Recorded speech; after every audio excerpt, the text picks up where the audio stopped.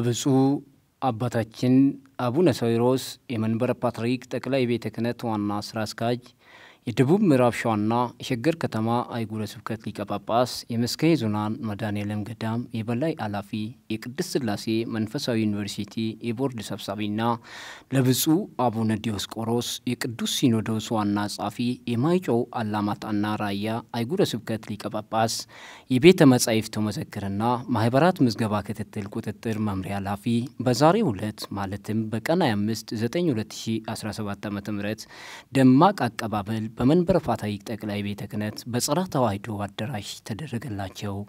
በዚህ ፕሮግራም ላይ ብፁዕ ቅዱስ አቡነ ማትያስ ፓትርያርክ ርዕሰ ሊቃነ ጳጳሳት ዘኢትዮጵያ ሊቀ ጳጳስ ዘአክሱም ወዕጨጌ ዘመንበረ ተክለ ሃይማኖት ጨምሮ በርካታ ብፁዓን አበው ሊቃነ ጳጳሳት የገዳማትና አድባራት አስተዳዳሪዎች፣ ልዩ ልዩ የመንበረ ፓትርያርክ ጠቅላይ ቤተ ክህነት የየመምሪያ ኃላፊዎች፣ ሊቃውንተ ቤተ ክርስቲያን፣ በርካታ የነገረ መለኮት ምሩቃን፣ የሸገር ከተማ አህጉረ ስብከት የየመምሪያ ኃላፊዎች፣ የአዲስ አበባ ሀገረ ስብከት የመምሪያ ኃላፊዎች፣ የድርጅት ኃላፊዎች እንዲሁም ደግሞ የቅድስት ሥላሴ ዩኒቨርሲቲ የሥራ ኃላፊዎች በቦታው በመገኘት ደማቅ አቀባበል አድርገውላቸዋል። ይህ ደማቅ አቀባበል ለመጀመሪያ ጊዜ ታሪካዊ ነው ሲሉም ሊቃውንተ ቤተ ክርስቲያን ተናግረዋል። ይህንን አስመልክቶ ብፁዕ አባታችን አቡነ ሳዊሮስ የመንበረ ፓትርያርክ ጠቅላይ ቤተ ክህነት ዋና ስራ አስኪያጅና የደቡብ ምዕራብ ሸዋ የሸገር ከተማ አህጉረ ስብከት ሊቀ ጳጳስ የመስቀየ ኅዙናን መድኃኔዓለም ገዳም የበላይ ኃላፊ ንግግር ባደረጉበት ወቅትም ቅሩበ እግዚአብሔር ለየዋሃነ ልብ ወያድኅኖሙ ለትሑታነ መንፈስ፣ እግዚአብሔር በልባቸው ለተሰበረ ቅርብ ነው፣ መንፈሳቸው የተሰበረውንም ደግሞ ያድናቸዋል። መዝሙረ ዳዊት መዝሙር 33 ከቁጥር 18 ላይ መነሻ በማድረግ እንደሚከተለው አባታዊ መመሪያና እንዲሁም ደግሞ መልእክት አስተላልፈዋል። ቅሩብ እግዚአብሔር ለየዋሃነ ልብ ወያድኅኖሙ ለትሑታነ መንፈስ፣ እግዚአብሔር ልባቸው ለተሰበረ ቅርብ ነው፣ መንፈሳቸው የተሰበረውንም ያድናቸዋል። የኢትዮጵያ ኦርቶዶክስ ተዋሕዶ ቤተክርስቲያን በዘመነ ብሉይ የብሉይ ኪዳንን አስተምህሮ በአዲስ ኪዳን ደግሞ በጃንደረባው አማካይነት ክርስትናን ከተቀበለች በኋላ የውስጥና የውጭ ችግሮች ቢኖሩም ዘመናትን በመሻገር ዶግማዋን እና ቀኖናዋን በመጠበቅ ለዛሬ ደርሳለች። ስለዚህም የክርስትና እምነት ዘላለማዊ ሕይወት የሚሰጥ መንፈሳዊ ጉዞ በመሆኑ አባቶቻችን ሊቃውንትና ብፁዓን አበው ሊቃነ ጳጳሳት አንድ ላይ በመሆን የሕዝቡ መንፈሳዊ ጉዞ ረጅም እንደሆነ በመገንዘብ እያንዳንዱ ሃይማኖታዊ ትውፊት ለትውልዱ እንዲተላለፍ ለማድረግ ለቤተ ክርስቲያኒቷ በተሰራላት ሕግ መሰረት በየጊዜው የሚመራትን አባቶች በመምረጥ ቤተ ክርስቲያኒቷን እንዲመሩ የሚያደርጉ በመሆኑ በዚሁ መሰረት ባሳለፍነው የ2017 ዓመተ ምህረት የግንቦት ርክበ ካህናት ለቀጣይ 3 ዓመታት ቤተ ክርስቲያኒቷን ከመንፈስ ቅዱስ ጋር እንድንመራ አባቶች አደራ ሰጥቶናል።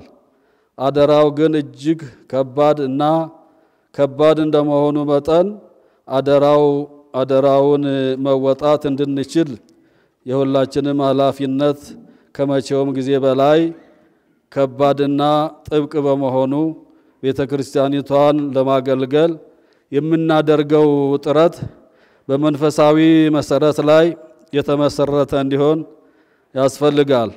የኢትዮጵያ ኦርቶዶክስ ተዋሕዶ ቤተክርስቲያን በዘመነ ብሉይ የብሉይ ኪዳን አስተምሮ በአዲስ ኪዳን ደግሞ በጃንደረባው አማካኝነት ክርስትናን ከተቀበለች በኋላ የውስጥና የውጭ ችግሮች ቢኖሩም ዘመናትን በመሻገር ዶግማንና ቀኖናዋን በመጠበቅ ለዛሬ ደርሳለች። ለዚህም የክርስትና እምነት ዘላለማዊ ሕይወት የሚያሰጥ መንፈሳዊ ጉዞ በመሆኑ አባቶቻችን ሊቃውንትና ብፁዓን አበው ሊቃነ ጳጳሳት አንድ ላይ በመሆን የሕዝቡ መንፈሳዊ ጉዞ ረጅም እንደሆነ በመገንዘብ አንዱ ሃይማኖታዊ ትውፊታዊ ለትውልድ እንዲተላለፍ ለማድረግ ለቤተ ክርስቲያኒቱ በተሰራላት ሕግ መሰረት በየጊዜው የሚመሯት አባቶችን በመምረጥ ቤተ ክርስቲያናችን እንዲመሩ የሚያደርጉ በመሆኑ በዚሁ መሰረት ባሳለፍነው የ2017 ዓመተ ምህረት የግንቦት ርክበ ካህናት ለቀጣይ 3 ዓመታት ቤተ ክርስቲያኒቷን ከመንፈስ ቅዱስ ጋር እንድንመራ አባቶቻችን አደራ ሰጥተውናል። አደራው ግን እጅግ ከባድ እንደመሆኑ መጠን አደራውን መወጣት እንድንችል የሁላችንም ኃላፊነት ከመቼም ጊዜ በላይ ከባድና ጥብቅ በመሆኑ ቤተ ክርስቲያናችንን ለማገልገል የምናደርገው ጥረት በመንፈሳዊነት መሰረት ላይ የተመሰረተ እንዲሆን ያስፈልጋል። ለዚህም የአባቶቻችን ጸሎት እንደሚረዳን ደግሞ በፍጹም ልባችን እናምናለን። አሁንም በዚህ ዘመን ያለችቱ ቤተ ክርስቲያናችን አስተዳደራዊ ሁኔታዋና መንፈሳዊ አገልግሎቱ እንዲሁም ሁለንተናዊ የልማት ጉዞ እጅግ ውስብስብ እንደመሆኑ መጠን ይህንን ለመወጣት በመጽሐፍ ቅዱስ ላይ እንደተጠቀሰው እኛም በትሑት ልብ ነህምያ የፈረሰችውን የኢየሩሳሌምን ቅጥር መልሶ ለመገንባት እኛ ልጆቹ ተነስተን እንሰራለን፣ የሰማይ አባታችን ያከናውንልናል በማለት የሰራው መጀመሪያ አድርጎ እንደተናገረው አሁንም በዚህ ትምህርት በመወደስ በጥልቅ እምነት በጸሎት በአስተዋይነትና በቁርጠኝነት የሚቃወሙትና እርሱን ቅጥሩን እንዳይሰራ የማይፈልጉ ወገኖች ቢኖሩም እነርሱን ተሻግሮ የእግዚአብሔርን አጋዥነት ተስፋ በማድረግ የኢየሩሳሌምን ቅጥር መልሶ እንደገነባ ሁሉ እኛም ዛሬ ያለብንን ችግር ፈቶ ትውልዱ ከሚቀዘፍበት ዓለማዊ በማላቀቅ ቤተ ክርስቲያኒቷን ለትውልድ ለማሻገር እኔም ሞንኩኝ ሁሉም ባለድርሻ አካላት እንደ ነህምያ መስራት ይጠበቅበታል ሲሉም አባታዊ መልእክታቸውን እንዲህ በማለት አስተላልፈዋል። አሁን በዚህ ዘመን ያለችው ቤተ ክርስቲያን አስተዳደራዊ ሁኔታዋና መንፈሳዊ አገልግሎቱ እንዲሁም ሁለንተናዊ የልማት ጉዞዋ እጅግ ውስብስብ እንደመሆኑ መጠን ይህንን ለመወጣት በመጽሐፍ ቅዱስ ላይ እንደተጠቀሰው እኛም በትሑት ልብ ነህምያ የፈረሰችውን የኢየሩሳሌምን ቅጥር መልሶ ለመገንባት እኛ ልጆቹ ተነስተን እንሰራለን፣ የሰማይ አባታችንም ያከናውንልናል በማለት የሥራው መጀመሪያ አድርጎ እንደተናገረው አሁንም ከዚህ ትምህርት በመውሰድ በጥልቅ እምነት በጸሎት በአስተዋይነት እና በቁርጠኝነት የሚቃወሙትና እርሱ ቅጥሩን እንዳይሰራ የሚፈልጉ ወገኖች ቢኖሩም እነርሱ ተሻግሮ የእግዚአብሔርን አጋዥነት ተስፋ በማድረግ የኢየሩሳሌምን ቅጥር መልሶ እንደገነባ ሁሉ ዛሬም ያለብንን ችግር ተፈትቶ ትውልዱ ከሚዘፈቅበት ዓለማዊነት በማላቀቅ ቤተ ክርስቲያኒቷን ለትውልድ ለማሻገር እኔም ሆንኩ ሁሉም ባለድርሻ አካላት እንደ ነህምያ መስራት ይጠበቅብናል። ነህምያ ከሁሉ በፊት ወደ እግዚአብሔር በመጸለይ መንገዱን ለእግዚአብሔር በመስጠት ያሉ ችግሮችን በማጥራት የፈረሰውን ቅጥር በማታ በመዞር በማየት ቅጥሩ ለመፍረስ የቻለበትን ችግር ተረድቶ ዳግም እንዳይፈርስ በፈረሰበት በኩል ለመግባትና ለመስራት ለመገንባት እንደጀመረ ሁሉ እኛም በቦታው ላይ ነበርን አባቶቻችን ዘመናቸው በፈቀደላቸው መጠን እንደሰሩት እኛም ዛሬ ቤተክርስቲያናችን ወደፊት እንድትራመድ እንደ ቀድሞ ክብሯ እንደገናናነቷ እንዳትታይ ያደረጓትን ችግሮች በማጥናትና በማጤን በማቀድ በመስራት እንደሚገባን ይጠቁመናል ሲሉም ተናግረዋል። ነህምያ ከሁሉ በፊት ወደ እግዚአብሔር በመጸለይ መንገዱን ለእግዚአብሔር በመስጠት ያሉ ችግሮችን በማጥናት የፈረሰውን ቅጥር በምሽት ዞሮ በማየት ቅጥሩ ለመፍረስ የቻለበትን ችግር ተረድቶ እንደገና እንዳይፈርስ ለማድረግ ለመገንባት እንደጀመረ ሁሉ ከኛ ቀደም ብሎ በቦታው ላይ ለነበሩት አባቶች ዘመናቸው በፈቀደላቸው መጠን እንደሰሩት እኛም ዛሬ ቤተክርስቲያን ወደፊት እንድትራመድ እንደ ቀድሞ ክብሯ እና ገናንነቷ እንዳትታይ ያደረጓትን ችግሮች በማጥናትና በማየት በማቀድ መስራት እንደሚገባን ይጠቁመናል። እርግጥም በነህምያ ዘመን የነበሩት አንዳንድ ወገኖች የእርሱን ቅጥር መልሶ መገንባት እግዚአብሔርን መንገድ ባለመረዳት ቅጥሩን በጦቢያና በጌሼም የሚመሩ ተቃዋሚዎች ተነስቶ በማፌዝ መስራትና እንዳይሰራ ቢያሲሩበትም እርሱ ግን እጅ ባለመስጠትና እኛ ለነሰራ የሰማይ አምላክ ያከናውንልናል በማለት በጸሎትና በንቃት በቁርጠኝነት እንደተቋቋማቸው እኛም በዙሪያችን ያሉትን ችግሮች ለእግዚአብሔር በመስጠት በቁርጠኝነት መንፈሳዊ አስተዳደራዊና እንዲሁም ደግሞ የንብረት አያያዝ ችግሮችን በመፍታት ቤተክርስቲያናችንን በቁስ በማህበራዊ ጉዳዮች በአንዳንድ ቦታዎች ላይ በተለያዩ ጉዳዮች ላይ የሚነሱ አለመግባባቶችን አቅጣጫ በማስቀመጥ ምዕመናን ልጆቻችንን በቤተክርስቲያን በመመለስ በጋራ በአንድነትና በፍቅር እንሰራለን። ቤተክርስቲያናችን አሁን ያለችበት ዘመን የአንደኛው መቶ ክፍለ ዘመን በመሆኑ እንደቀደመው በዘልማድ ልንጓዝ ስለማይቻል በቤተክርስቲያኒቱ ውስጥና ከዛም ውጪ ያለውን በመቃኘት እቅድ በማውጣት መንፈሳዊና አስተዳደራዊ ማህበራዊ ምክንያቶችን በመለየት ተጨባጭ የመብት እቅዶችን በማውጣት በጥናት ላይ የተመሰረተ ውሳኔ ልንሰጥላትም ይገባል። ቤተክርስቲያን በዚህ ዘመን በውስጥም ብቻ ሆነን ከምንሰራው በበለጠ ከውጭ ቃሉት ከተለያዩ አካላት ጋራ ከመንግስትም ጭምር በአስተዋይነትና በጥበብ በመቅረብ ቤተክርስቲያኒቷ ተከብራ እንድትሻገር ካላደረግን የትውልድን ቅብብሎች ሊያደክምብን ይችላል። ስለሆነም ቤተክርስቲያናችን ከመንፈሳዊ አገልግሎቷ ጎን ለጎን አገልግሎት በምትሰጥባቸው ህዝብ በመምራት ልትደርስላቸው ስለሚገባ የቤተክርስቲያናችን የውስጥ ሰላም በማጠንከር አገሪቱ ውስጥም ያሉ ዜጎች ወደ ሰላም መንገድ እንዲመጡ መነጋገር እንዲችሉ የቤተክርስቲያን ድርሻዋ ከፍተኛ በመሆኑ ሊሰራ ትኩረትም ሊሰጥበት ይገባል። በመጨረሻም እግዚአብሔር ቢፈቅድ ባሉት ቀጣይ ሐዋርያዊ አገልግሎት በውስጥም ሆነ በውጭ ዓለማት የሚገኙ ለቤተክርስቲያናችን እድገት የሁላችን ድርሻ ትልቅ በመሆኑ ኃላፊነት ተግታችሁ እንድትሰሩ አባታዊ ፍቅር አደራላለሁ ሲሉ አባታችን መልእክታቸውን ታሪካዊ አቀባበል ላይ ተናግረዋል። በመቀጠል ብፁዕ አቡነ ዲዮስቆሮስ የቅዱስ ሲኖዶስ ዋና ጻፊ የደቡብ ምስራቅ ትግራይና ራያ አህጉረ ስብከት ሊቀ ጳጳስ በተደረገላቸው አቀባበል ደስታቸውን ከገለጹ በኋላ የቤተክርስቲያናችን ክብር ወደ ነበረበት ደረጃ መመለስ አለብን። የቤተክርስቲያኒቱ መልክ ፍቅርና ሰላም ደግነትና ርኅራኄ ነውና ይህንን ቤታችንን በክብር ልንጠብቅ ይገባል። የቀደሙት አባቶቻችን ባስቀመጡልን የቤተክርስቲያንን መልክና ውበት በጠበቀ ሁኔታ ሕግና ስርዓቷን አክብረን የቀደመ ልዕልናዋን አክብረን አስጠብቀን ልንሰራም ይገባል። በታሪክ አጋጣሚ እኔ የመንበረ ፓትርያርክ ጠቅላይ ቤተ ክህነት ዋና ስራ አስኪያጅ በነበርኩበት ወቅት ብፁዕ አባታችን አቡነ ሳዊሮስ የቅዱስ ሲኖዶስ ዋና ጻፊ ነበሩ። አሁን ደግሞ እግዚአብሔር ጊዜና ዘመን ሰጥቶ ፈቅዶ ብፁዕ አባታችን አቡነ ሳዊሮስ ዋና ስራ አስኪያጅ ሲሆኑ እኔ ደግሞ የቅዱስ ሲኖዶስ ጻፊ ሆኜ በመንፈስ ቅዱስ ተመርጫለሁ። ስለሆነም እኔና ወንድሜ ብፁዕ አቡነ ሳዊሮስ ከየት ተነስተን ወዴት መሄድ እንዳለብን ጠንቅቀን ስለምናውቅ ስራችንን በመመካከርና በመነጋገር ለውጤት እንደምናበቃ ምኑ እምነታችን የጸና ነው።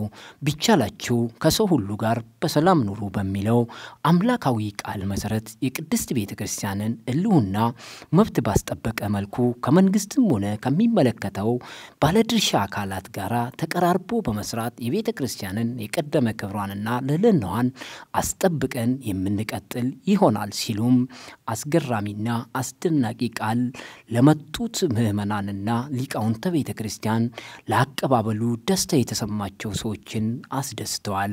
ከዚህ በመቀጠል ብፁዕ ቅዱስ አቡነ ማትያስ ፓትርያርክ ርዕሰ ሊቃነ ጳጳሳት ዘኢትዮጵያ ሊቀ ጳጳስ ዘአክሱም ወዕጨጌ ዘመንበረ ተክለ ሃይማኖት በቅዱስ ሲኖዶስ ምልዓተ ጉባኤ በተመረጡት ጠቅላይ ዋና ስራ አስኪያጅና የቅዱስ ሲኖዶስ ዋና ጻፊ የአቀባበል መርሃ ግብር ላይ ተገኝቶ ባስተላለፉት አባታዊ መልእክታቸውም የእግዚአብሔር ቤት በእግዚአብሔር መንገድ ብቻ መመራት ይኖርበታል ብለዋል። የእግዚአብሔር ቤት በአምልኮተ እግዚአብሔር በጸሎት ከመራነው ሁሉም ነገር ቀና ይሆንልናል። ዓለማዊ መንገድ ከተደባለቀበት ግን አደገኛ ነው።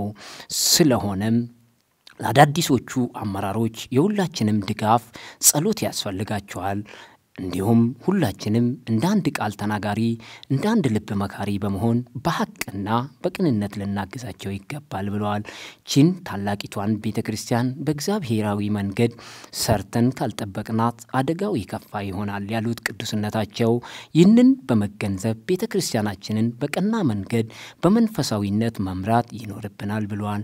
ሰላም የሚገኘው ከሰላማዊቷ ቤተክርስቲያናችን ነው ያሉት ብፁዕ ቅዱስ አቡነ ማትያስ ፓትርያርክ ርዕሰ ሊቃነ ጳጳሳት ዘኢትዮጵያ ሊቀ ጳጳስ ዘአክሱም ወዕጨጌ ዘመንበረ ተክለ ሃይማኖት ከቤተ ክርስቲያናችን ያልተገኘ ሰላም ከየት ሊገኝ ይችላል? የተሰጠንን ኃላፊነት መንፈሳዊ መሆኑን ግንዛቤ ውስጥ በማስገባት ለሀገራችን ሰላም የበኩላችንን አስተዋጽኦ ለማበርከት በትጋት መስራት ይኖርብናል። ጥላቻ፣ ዘረኝነት፣ ጎጠኝነት አይጠቅምም። እኛ መንፈሳውያን ነን። እግዚአብሔር ሲፈጥረን ንጹህ አድርጎ ነው የፈጠረን። እኛ በራሳችን መንገድ መጓዛችን ወርደን ተጠባባቂዎች ነው የሆነው። ስለዚህ ሁላችንም በመነጋገርና በሰላማዊ መንገድ ቤተክርስቲያናችንን ልናገለግላት ይገባል። በመጨረሻም አሁን ለተመረጡት አባቶች እግዚአብሔር አምላክ ጽናትና ብርታት ይስጥልን። የአገልግሎት ጊዜያቸውን ጨርሶ የተሰናበቱ አባቶችም እግዚአብሔር አምላክ በቸርነቱ ይጠብቅልን፣ ስራዎቻቸውን ሁሉ ይባርክ በማለት አባታዊ ቡራኬ በመስጠት ህዝቡን ባርኳል። በህለቱም ቀድሞ ለነበሩት ስራ አስኪያጅና ዋና ጻፊ የሽኝት ፕሮግራም የተደረገ ሲሆን ለአዳዲሶቹ ደግሞ የእንኳን ደስ ያላችሁ መልእክትም ተላልፈዋል። በዚሁ ፕሮግራም ላይ ከመላው አገሪቱ የተውጣጡ ሊቃውንቶች ለብፁዕ አባታችን አቡነ ሳዊሮስ ስራ አስኪያጅ መሆን ብፁዕ አባታችን አቡነ ሳዊሮስ የልማት አርበኛ፣ የሰላም አምባሳደር፣ የፍቅርና የአንድነት የብሔር ብሔረሰቦች ኩራት ናቸው ሲሉም ከተለያዩ አካባቢዎች የመጡትና የአድባራትና የገዳማት አስተዳዳሪዎች ደስታቸውንና እንዲሁም ደግሞ የተሰማቸውን ጥልቅ ፍቅር ገልጸዋል። እጅግ በጣም ለደስታዬ ወሰን የለውም። ቃላትም ለመናገር አማርኛም ይጠፋብኛል ከደስታዬ ብዛት ማለት ነው። ዛሬ በጣም ልዩ ቀን ነው። በተለይ ለቤተክርስቲያን ትልቅ አባት ያገኘንበት ዕለት ነው። ብፁዕ አቡነ ሳዊሮስ የመንበረ ፓትርያርክ ጠቅላይ ቤተ ክህነት ዋና ስራ አስኪያጅ ሆነው በዚህ በግንቦቱ 2017 ዓ.ም በቅዱስ ሲኖዶስ ምልዓተ ጉባኤ ስምምነት ብፁዕነታቸው በዚህ በመንፈስ ቅዱስ ምርጫ ተመርጠው ለዚህ ለጠቅላይ ቤተ ክህነት ዋና ስራ አስኪያጅነት ተመርጠው ዛሬ ደግሞ የአቀባበል መርሃ ግብር እየተከናወነ ነበር የነበረው። ዛሬ ቅዱስነታቸውና ብፁዓን ሊቃነ ጳጳሳት በተገኙበት እጅግ በጣም ውብ የሆነ በአይነቱ ልዩ የሆነ አቀባበል እየተከናወነ ስለነበር በዛ እጅግ በጣም ደስታ ተሰምቶኛል። ከብፁዕ አባታችን የምጠብቀው ኢትዮጵያ ኦርቶዶክስ ቤተክርስቲያን ማለት ነው። የኢትዮጵያ ኦርቶዶክስ ተዋሕዶ ቤተክርስቲያን ፀሐይ ነው የወጣላት። ስለዚህ ብፁዕ አባታችን ይህንን መስሪያ ቤት ከዚህ በፊትም የቅዱስ ሲኖዶስ ዋና ጸሐፊ ሆነው አገልግለዋል። አሁን ደግሞ ያው ለብፁዕነታቸው አዲስ አይደለም፣ ይሄ የሚያውቁት ነው። ብፁዕነታቸው ይህንን ያስተዳደር ችሎታ ያስተዳደር ልምድ በሰፊው በርጋታው ስላለ እውቀቱ መንፈሳዊ ጥበብ ሙሉ ስለሆነ ብፁዕነታቸው ብፁዕ አባታችን እቺን ቤተክርስቲያን ወደ ጥንት እንደ ጥንት አባቶቻችን ይመሯታል፣ ወደ ተመቻቸ ጎዳና ያመጧታል ብዬ ሙሉ በሙሉ አምናለሁ። አገልግሎት ልዩ ነው።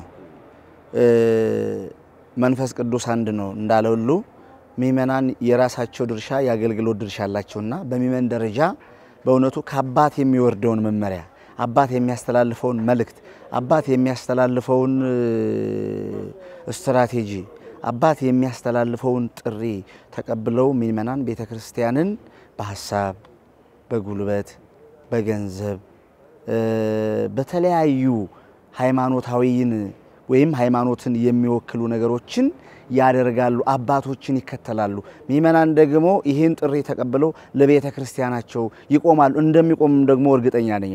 እኛ ከጀርባ እየሰማን ያለውም ስላለ ለምን እኛ አባት ለቤተ ክርስቲያን ባለውለታ ናቸው። ዋጋ የከፈሉ አባት ናቸው። ነገም ከዚህ በላይ ዋጋ ከፍለው ቤተ ክርስቲያንን ያሻግራሉ፣ የተለያየውን ያገናኛሉ፣ የተጣላውን ያስታርቃሉ፣ የራቀውን ያቀርባሉ፣ የቀረበውን ደግሞ ጎልቶ እንዲታይ ያደርጋሉ ተብሎ የታመነበት የሚታመንባቸው አባት ናቸውና እኔ በጣም እሳቸው ወደዚህ ኃላፊነት ሲመጡ ለሳቸው ሸክም ነው፣ ለቤተ ክርስቲያን ግን ልደቷ ነው። ዛሬ ለብፁዕ አቡነ ሳዊሮስ ሸክም ነው፣ ትልቅ አደራ ነው፣ ትልቅ ኃላፊነት ነው፣ ትልቅ ኖላዊነት ነው፣ ትልቅ ጠባቂነት ነው የተሰጣቸው ኃላፊነት። ቤተ ክርስቲያን ግን ዛሬ ልደቷን አከበረች። ምእመናን ዛሬ በእውነቱ ትልቅ ደስታ ተሰምቷቸዋል፣ ይሰማቸዋል ብዬ እኔ በራሴ በእርግጠኝነት የምናገረው ነው። እንግዲህ ብፁዕነታቸው በጣም ትላልቅ መንፈሳዊ ስራዎችን የሰሩ አባት ናቸው። ሲመታቸው ከተከናወነበት መንፈስ ቅዱስ ከሾማቸው ከ1997 ዓ.ም ጀምሮ በርካታ መንፈሳዊ ስራዎችን ሰርተዋል። በተለይ በወንጌል ዙሪያ፣ በልማት ዙሪያ፣ በመንፈሳዊ አገልግሎት ማጠናከር ዙሪያ ሰፋፊ ስራዎችን እንደሰሩ ማየት ይቻላል። ከዚህ ቀደምም በነበራቸው በቅዱስ ሲኖዶስ ዋና ጸሐፊነት በተሾሙበትም ሰዓት ሰፋፊ መንፈሳዊ ስራዎችን የማይረሱ ታሪኮችን ሰርተዋል። የአመራር ልምድ አላቸው። በሳል አመራር፣ እጅግ አርቆ ሀሳቢ ናቸው። የልማት የወንጌል አምባሳደር አባት ናቸው። በርካታ መንፈሳዊ ስራዎችን ሰርተዋል። በርካታ ልማቶችን ሰርተዋል። በቅርብ ጊዜያት እንኳን በነበሩባቸው ሀገረ ስብከቶች በርካታ አዳዲስ ህንጻዎችን አስመርቀዋል። አብያተ ክርስቲያናት አሳንጸዋል። ቀደም ሲል በነበሩበት እኛም በመናቀው ሀገረ ስብከት አሁንም እየሰሩበት ባለው ሀገረ ስብከት በርካታ አብያተ ክርስቲያናት ተተክለዋል። በተለይ የአብያተ ክርስቲያናት መስፋፋት የምእመናን በመንፈሳዊ አገልግሎት ተደራሽ እንዲሆኑ ማድረግ ስራ ላይ ፍጹም ትጉ አባት ናቸው። ከዚህ ጋር ተያይዞ በጣም ለጠቅላይ ቤተ ክህነቱ ለኢትዮጵያ ቤተ ክርስቲያንም ሰፋፊ ስራዎች እንደሚሰሩ ማመን ማየት ይቻላል ከተሰራው ስራ አንፃር። አባታችን ስለ ቤተ ክርስቲያን አንድነት ከብፁዕ አባታችን የሚያመልጥ ነገር የለም። ከብፁዕነታቸው ከብፁዕ አባታችን አቡነ ሳዊሮስ የሚያመልጥ ነገር የለም። ለምን? ሁሉ በጥበብ ስለሚሄዱበት፣ በተረጋጋ መንፈስ ስለሚሄዱት፣ ስለሚያካሂዱት ማኔጅመንቱ ለብፁዕ አባታችን ምንም የሚሳናቸው ነገር የለም። ለምንድን ነው ይሄን ያልኩኝ? ብፁዕነታቸው ብዙ ጊዜ ሰፊ ቃላት አይናገሩም። በ3 በ4 በ5 ቃላት ዓለምን የመምራት አሁንም የዓለም አብያተ ክርስቲያናት በሳቸው ከብፁዕ ቅዱስ ጋር ሆነው የሚመሩበት መንበር ነው የተቀመጡበት። ብፁዕ አባታችን የአስተዳደር ችሎታ ሰፊ ስለሆነ ይፈታሉ። ችግሮቹን በእርግጠኝነት ችግሮቹን ይፈታሉ። የራቀውን የሚያቀርቡ የረቀቀውን የሚያጎሉ ብፁዕ ታላቅ ሊቀ ጳጳስ ስለሆኑ ችግሮቹ በሙሉ ይፈታሉ ብዬ 100% ነው ማምነው። አገልግሎት ልዩ ልዩ ነው። መንፈስ ቅዱስ አንድ ነው እንዳለው ሁሉ ምእመናን የራሳቸው ድርሻ የአገልግሎት ድርሻ አላቸውና በምእመን ደረጃ በእውነቱ ከአባት የሚወርደውን መመሪያ፣ አባት የሚያስተላልፈውን መልእክት፣ አባት የሚያስተላልፈውን ስትራቴጂ፣ አባት የሚያስተላልፈውን ጥሪ ተቀብለው ምእመናን ቤተክርስቲያንን በሐሳብ፣ በጉልበት፣ በገንዘብ በተለያዩ ሃይማኖታዊን ወይም ሃይማኖትን የሚወክሉ ነገሮችን ያደርጋሉ፣ አባቶችን ይከተላሉ። ምእመናን ደግሞ ይህን ጥሪ ተቀብለው ለቤተ ክርስቲያናቸው ይቆማሉ። እንደሚቆም ደግሞ እርግጠኛ ነኝ። እኛ ከጀርባ እየሰማን ያለውም ስላለ ለምን እኛ አባት ለቤተ ክርስቲያን ባለውለታ ናቸው። ዋጋ የከፈሉ አባት ናቸው። ነገም ከዚህ በላይ ዋጋ ከፍለው ቤተ ክርስቲያንን ያሻግራሉ፣ የተለያየውን ያገናኛሉ፣ የተጣላውን ያስታርቃሉ፣ የራቀውን ያቀርባሉ፣ የቀረበውን ደግሞ ጎልቶ እንዲታይ ያደርጋሉ ተብሎ የታመነበት የሚታመንባቸው አባት ናቸውና እኔ በጣም እሳቸው ወደዚህ ኃላፊነት ሲመጡ ለሳቸው ሸክም ነው፣ ለቤተ ክርስቲያን ግን ልደቷ ነው። ዛሬ ለብፁዕ አቡነ ሳዊሮስ ሸክም ነው፣ ትልቅ አደራ ነው፣ ትልቅ ኃላፊነት ነው፣ ትልቅ ኖላዊነት ነው፣ ትልቅ ጠባቂነት ነው የተሰጣቸው ኃላፊነት። ቤተ ክርስቲያን ግን ዛሬ ልደቷን አከበረች። ምእመናን ዛሬ በእውነቱ ትልቅ ደስታ ተሰምቷቸዋል፣ ይሰማቸዋል ብዬ እኔ በራሴ በእርግጠኝነት የምናገረው ነው። በዚህ ጉዳይ ላይ ብፁዕ አባታችን በነበራቸው ሀገረ ስብከትም ከሚሰሯቸው ሰፋፊ ስራዎች መካከል አንደኛው የወንጌል አገልግሎት በቋንቋ ለሁሉም ምእመን ተደራሽ እንዲሆን ማድረግ ነው። ከዚህ አንፃር ቁርጠኛ ናቸው ብፁዕነታቸው። በተለይ የደከምንባቸው በቋንቋ አገልግሎት ብዙ ያልተራመድንባቸው ስፍራዎች አሉ። ከስብከት አንጻር ከአገልግሎት አንጻር ምእመናኑ ጋር ከመድረስ አንጻር በርካታ ምእመናንን ያጣንበትም ዘመን እንደሆነ ማሰብ ይቻላል እና ከዚህ አንጻር ሁሉም ሰው በተወለደበት በገዛ በአፍ መፍቻ ቋንቋው ሰፊ የቤተክርስቲያን አገልግሎት የሚረዳበት አልፎ የሚያገለግልበትን ሁኔታ በብዛት ያመቻቻሉ፣ በጥልቀት ይሰራሉ ብዬ ያምናሉ። ብፁዕነታቸው ካላቸው ልምድ አንጻር የተሻለ ስራ እንደሚሰራ ይታሰባል። ምክንያቱም በደቡብ ምዕራብ ሸዋ የካህናት ማሰልጠኛ ስልጠናዎች ይሰጣሉ። በእነዚህ የካህናት ማሰልጠኛ በአማርኛ በኦሮምኛ ብቻ ሳይሆን በጋሞኛ ከዛም አልፎ በጉራግኛ በሌሎችም ቋንቋዎች መምህራን እንዲፈሩ በማድረግ መምህራኑ ደግሞ ወደ የአብያተ ክርስቲያናቱ ሄደው ተደራሽ እንዲሆኑ እየተደረገ ስላለ ይሄ ደግሞ በመላው ኢትዮጵያ ቤተክርስቲያን ላይ ብዙ ስራ ይሰራበታል ብዬ አስባለሁ። ግንቦት 25/9 ወር 2017 ዓመተ ምህረት ኢኦቲሲ አፋን ኦሮሞ